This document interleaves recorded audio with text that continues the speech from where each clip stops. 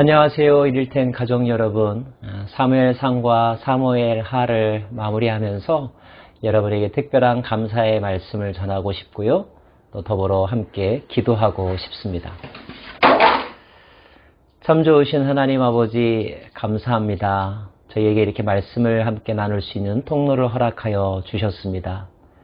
그동안 매일매일 10분씩 사무엘상과 사무엘하를 통하여 말씀을 가까이 하게 하심을 감사드립니다. 동행한 많은 분들을 축복합니다. 그들의 영혼이 잘된같이 범사가 잘되게 하여 주시고 영적으로 늘 성장하고 성숙하게 하여 주옵소서. 이 방송 사역을 위해서 기도하고 또 물질로 후원하는 분들에게 주님의 마음과 평강을 전합니다. 주님의 은총과 복이 충만하기를 간절히 원합니다. 그들의 응원과 기도가 좋은 열매로 맺혀갈 수 있도록 이 사역에 더욱더 기름 부어 주옵시고 또 말씀을 청취하는 분들이 더욱더 많아지게 하여 주옵소서. 응원하는 그 마음이 하나님이 기뻐하는 마음이기를 원하며 또 그들의 삶의 제목과 기도의 제목들 가운데 하나님께서 은혜 주셔서 형통케 되는 역사가 또 성취하는 역사가 있게 하여 주옵소서. 계속하여 이를텐 이 방송이 그 지경을 넓혀가기를 원하고 또 말씀을 함께 배우는 사람들의 삶 속에서 삶의 변화가 일어나기를 간절히 원합니다. 더 많은 사람들을 보내어 주시고 말씀의 깊은 묵상과 나눔이 있게 하여 주옵소서. 감사드리며 예수님 이름으로 기도합니다. 아멘. 구독해 주시고 응원해 주시고 또 기도로 물질로 후원해 주셔서 감사합니다. 계속하여 여러분과 함께 가기를 원합니다. 그동안 우리는 사무엘상하를 함께 나누었습니다. 사무엘로부터 시작하여 사울의 등장과 퇴장, 다윗의 통치 이야기 함께 살펴보았고요. 안타까운 비극의 역사의 주인공 압살롬에 대해서도 깊이 묵상해 보았습니다. 사울과 다윗은 이스라엘의 중요한 왕의 역할을 감당했던 중심 인물들입니다. 평가는 다르지만 그 중요도는 강조해도 지나침이 없을 것입니다. 두 사람의 공통점도 있습니다. 어린 시절의 그들의 모습을 한번 살펴볼까요? 나름대로 다 겸손했습니다. 사울은 베냐민 지파라고 하는 당대 가장 작은 지파 출신이었고요. 다윗은 2세의 막내 아들이었습니다.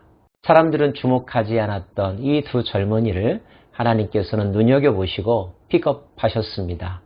하나님께서는 이렇게 우리의 인생 가운데 개입하셔서 우리가 예상하지도 못했던 자리에 예상치도 못했던 일들을 맡기곤 하신답니다. 어린 시절의 두 사람은 다 믿음이 있었습니다. 하나님께서 그들에게 성령 세례를 주셨다는 것도 공통점입니다. 여호와의 신에 감동되었을 때 그들이 얼굴이 밝아졌고 또 자기의 능력 이상의 탁월한 어떤 실력들을 보여주었죠. 하나님으로부터 기름 부음을 받았다고 하는 것은 놀라운 영광이죠. 하지만 기름 부음 받았다고 하는 것 자체가 완성은 아닙니다. 하나님과의 동행의 시작이라고 말하는 것이 더 정확할 것 같습니다. 때문에 그들의 인생의 평가는 기름 부음 받았다는 사실에서가 아니라 기름 부음 받은 자로서 어떻게 그들의 삶을 살아갔느냐를 가지고 평가해야 되겠죠. 이 점에 있어서 두 사람의 인생은 크게 다르다는 것을 우리는 이미 살펴보았습니다. 왕이 되고 난 다음에 두 사람의 모습도 많이 다르죠. 사울은 왕이 되고 난 다음에 얼마 가지 않아서 하나님과의 관계가 어그러지기 시작했습니다. 그렇게 되었던 이유는 사울이 자기 마음대로 모든 것을 하려고 했었기 때문이었죠. 하나님의 대리인이었던 사무엘과의 관계가 결정적으로 끊어지게 된 것이 사울 인생의 큰 비극이라는 것을 우리는 알 수가 있습니다. 반면 다윗은 언제나 선지자의 말에 경청했죠. 그도 물론 하나님의 음성을 먼저 듣지 아니하고 자기 생각대로 움직여 행동했던 적이 있었습니다. 그러나 그때 하나님께서 사람을 보내면 선지자의 말을 들었고 마음의 찔림을 받았고 자신을 돌아보았고 회개했고 고쳐야 될 것을 고치는 겸손한 모습을 보여주었습니다.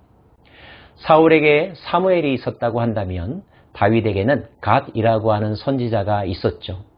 갓은 다윗이 가장 큰 범죄를 저질렀었을 때도 그 앞에 있었고 다윗의 인생 노년에도 그 앞에 있었습니다. 다시 말하면 다윗은 하나님과 동행하는 삶을 그 옆에 선지자, 하나님의 말씀의 통로인 선지자를 늘 옆에 둠으로써 몸소 실천했다는 것을 알 수가 있습니다.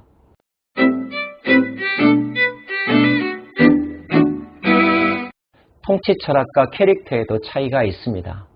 사울은 초대 임금이어서였기 때문이었을까요? 그는 무엇보다도 힘을 강조했습니다. 나라를 부강하게 하는 거에 모든 관심을 쏟았죠. 강한 나라, 강한 임금, 이것이 사울의 관심사였을 것입니다. 그래서였을까요? 그는 한편으로는 늘 불안해했고 경쟁자의 등장을 허락하지 않았습니다. 조금이라도 자기보다 주목받는 사람이 나타난다면 견제했고 제거하려고 했죠. 그 주 대상이 바로 다윗이었다는 것 알고 계시죠? 반면 다윗은 덕을 중요하게 여긴 왕이라고 말할 수가 있습니다. 그의 국정 철학은 나라가 하나가 되는 것, 통합을 이루는 것이었습니다.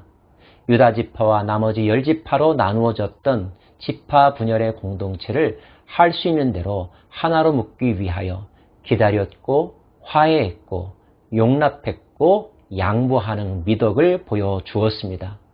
그는 자기 자리에 대해서도 집착하기보다는 초연한 듯한 입장을 보여줍니다. 그가 그렇게 할 수 있었던 것은 그가 그 자리에 오래 있느냐 아니냐는 자기의 힘에 의해서가 아니라 하나님의 결정에 의해서 좌우된다는 것을 알았기 때문이죠. 하나님께서 허락하시면 예루살렘으로 돌아갈 것이요. 하나님께서 막으시면 결국 자신은 그 자리에서 물러날 수밖에 없다는 사실을 인정하는 태도. 그렇기 때문에 그는 외부의 자극이나 공격에 대해서도 조바심을 내지 않았습니다. 하나님의 뜻이 어디 있는지에 대해서 더 관심을 가졌고 위기가 닥칠수록 하나님 앞에서 바로 서기 위해서 노력했다는 것을 우리는 알 수가 있습니다. 자기 자신과 주변의 실수에 대해서도 사울과 다윗은 그 처리 방식이 확연하게 다릅니다. 사울은 자기가 잘못했을 때 선뜻 잘못을 인정하려고 하지 않았죠.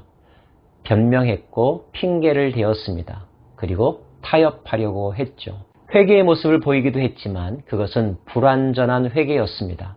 하나님보다는 사람을 의식하는 모습을 더 많이 보여주었죠. 타인에 대한 용서도 매우 인색했습니다. 아니, 용서 자체가 없는 강팍한 사람이었다고까지 말할 수가 있습니다. 그가 다윗의 편을 들었던 자신의 아들 요나단과 딸에게 한 말들을 되돌려보면 그가 얼마나 강팍한 마음을 가졌었는지를 우리가 알 수가 있습니다. 반대로 다윗은 실수했다는 점에서는 사울과 동일했지만 실수를 지적받았을 때의 반응은 인정하는 것이었고 온전히 회개하는 모습을 보이려고 했다는 점입니다. 침상이 젖도록 눈물을 흘렸고 식음을 전폐하다시피 하면서 자신의 잘못을 뉘우치려고 했던 모습, 이것이 다윗의 진실함이었습니다. 타인의 잘못에 대한 태도도 사울과는 달랐죠. 그는 가능하면 용서하려고 했습니다. 결론적으로 말하면 사울과 다윗은 둘 다 불완전한 사람이었습니다. 사울이 저지른 잘못에 못지않게 다윗도 큰 잘못을 저질렀죠. 다윗의 인생이 늘 형통한 것만은 아니었다는 사실을 우리는 그의 통치 기간에 있었던 일들을 통하여 이미 확인해 본 바가 있습니다. 그럼에도 불구하고 이스라엘 역사에서 다윗이 위대한 왕이라 평가받는 이유는 무엇일까요? 하나님의 마음에 합한 왕이라고 후손들이 그를 일컫는 이유는 무엇 때문일까요? 그것은 그가 완전해서가 아니라 진실한 사람이려고 했기 때문입니다. 그는 예배하는 사람이었고 하나님 앞에 정직한 사람이려고 애썼고 불완전하기는 했지만 하나님의 마음을 자신의 삶에서 실현하려고 했던 사람이었습니다. 무엇보다도 하나님의 언약을 굳게 믿었던 사람이었죠. 이 점이 우리가 다윗에게서 본받을 점인 줄로 압니다.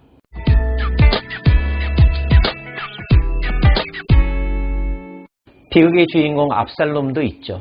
그의 어린 시절을 살펴보면 매우 뛰어났습니다. 외모도 출중했고요. 실력도 있었습니다.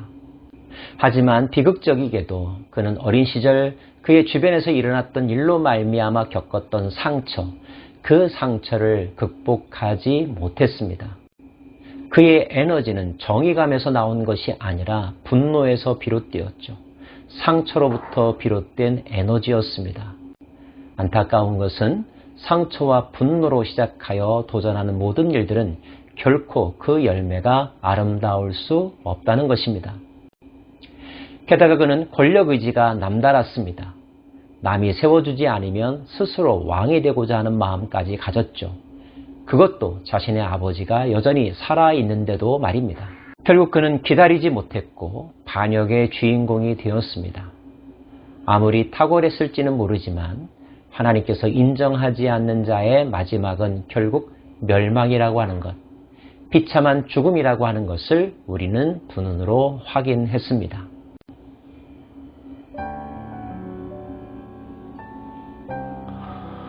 사랑하는 여러분, 선택받고 기름 부음 받았지만 그의 마지막이 비참했던 사울의 길을 따라가시겠습니까?